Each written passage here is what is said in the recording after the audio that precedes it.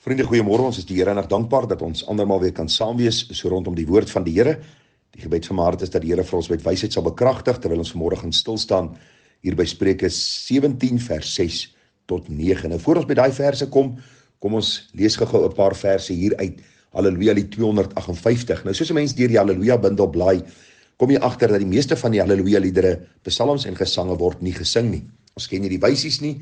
Baie van die wysies is vir ons vreemd, onbekend, so ons sing dit nie.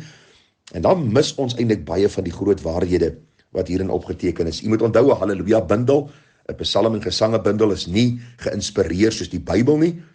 Wat ons hierin vind is waarhede wat ons ook wel kan toepas en kan sien ooreenkom met die woord van die Here.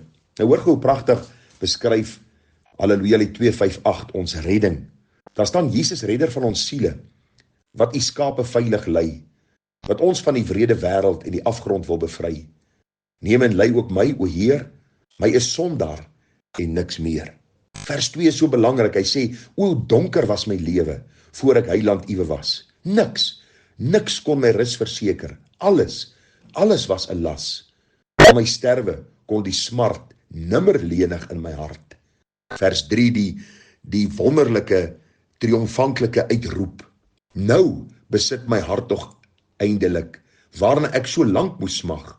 Vrede, vreugde, ewige lewe, meer as ek ooit kon verwag. Want u kruisdood maak my vry, en u lewe salig my. Wonderlik om hierdie groot waarheid ook in hierdie Halleluja lied te sien. En mag die Here ook vir u genade gee, dat u seker sal maak, dat dit wel is met u kosbare siel. Dit is alleen moontlik deur Jesus se soendood aan die kruis, deur sy wonderlike verlossing wat hy ons skenk. Vanmôre dan Spreuke 17 vers 6, daar staan, kindskinders is 'n kroon vir grysaards, en vir die kinders is hulle vader 'n eer. Nou baie besondere vriende, dat die woordjie hier 'n kroon is die gedagte van 'n vreugde en 'n blydskap. Nou kindskinders, kleinkinders en agterkleinkinders is 'n vreugde vir die oupa en die ouma, en die oupa grootjie en die ouma grootjie. En eintlik ook wonderlik om te sien dat die Here ons lewe gespaar het, in standhoudende genade gegee het, en ons die genade geskenk het om ons kinders en ons kleinkinders dan te sien. En dan die agterkleinkinders vir die wat dit voorbeskore is. Wonderlik om die Here ook te eer daarvoor en jou te verheug en te verbly in hierdie geskenk wat God jou gee. Dis eers die kinders, en dan kom die kleinkinders, en dan is God jou spaar die agterkleinkinders. En mag ons verheug en verbly in hierdie geskenk en gawe uit die hand van God, om hulle te kan sien, om hulle te kan waardeer, inspraak in hulle lewens te hê, om Jesus te volg as die saligmaker en verlosser van hulle lewe. Die B-gedeelte van die vers sê, en vir die kinders is hulle vader 'n eer.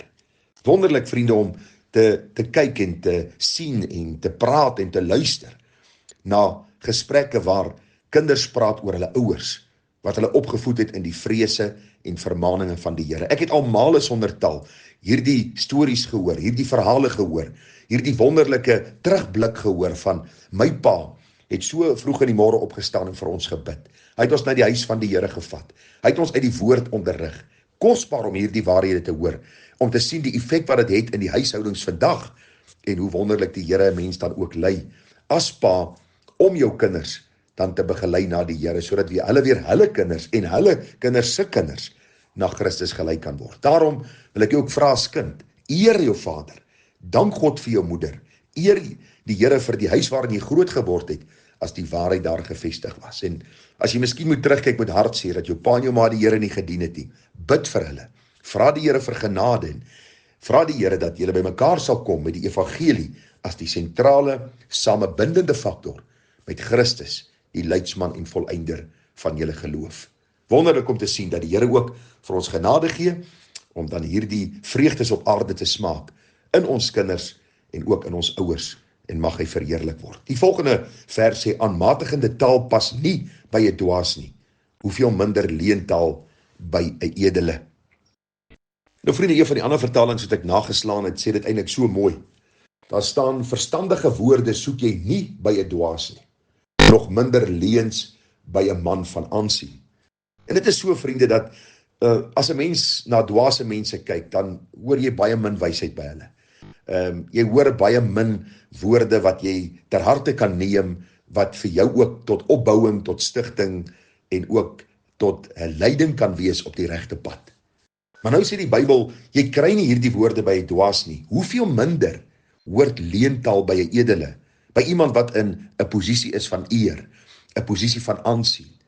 Daarom moet ons versigtig wees as ons leiers is, dat ons nie met leuns omgaan nie. As jy 'n landsleier is, praat die waarheid, spreek die waarheid, want God het jou aangestel as leier, hy gaan van jou rekenskap vra. As jy 'n leier is by jou huis, of waar ook al jy leiding neem, sorg dat jou woorde met sout besprinkel is.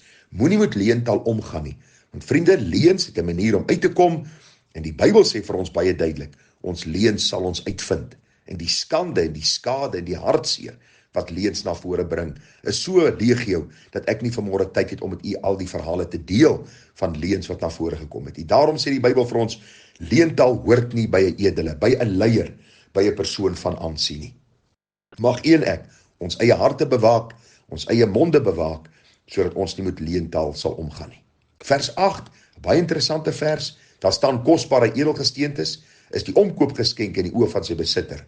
Oral waar hy heen gaan, sal hy slaag. Nou vers 8 promoveer nie die gedagte van omkoopgeskenke nie, want vers 23 sê, die goddelose neem omkoopgeskenk aan, wat uit die boesem kom, om die paaie van die reg te buig. God is baie duidelik in sy woord, dat omkoopgeskenke is 'n ondeug, is 'n ewel, is 'n boosheid.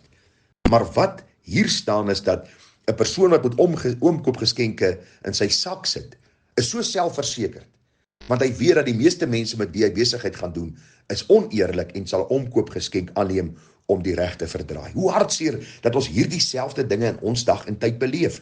Jy lees omtrent daagliks in die koerante of op sosiale media van mense wat omkoopgeskenke neem, mense wat vir een of ander misdryf afgetrek was van die pad af of miskien toegesluit was en 'n omkoopgeskenk was gegee en alles is sommer verby en alles is vergete en elkeen gaan maar sy eie pad. Onthou, God sien, hy vergeet nie.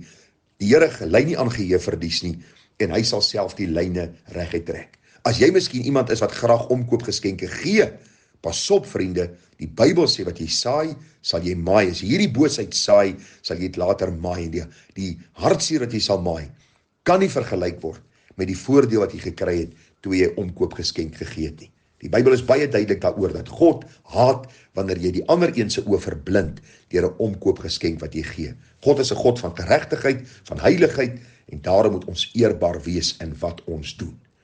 Vers 9 sê, wie 'n oortreding bedek soek liefde, maar hy wat 'n saak weer ophaal, skei vriende van mekaar. En vriende, hier gaan dit nie oor sonde of boosheid, in die sin, 'n misdrijf word gepleeg, en nou vee ek dit maar onder die mat in, want ek wil nie hierdie persoon moet aangespreek word, of moet tronk toe gaan, of dan met 'n regsaak wees nie. Dis nie waaroor hierdie saak gaan nie. Ek dink die Bybel is baie duidelik daaroor.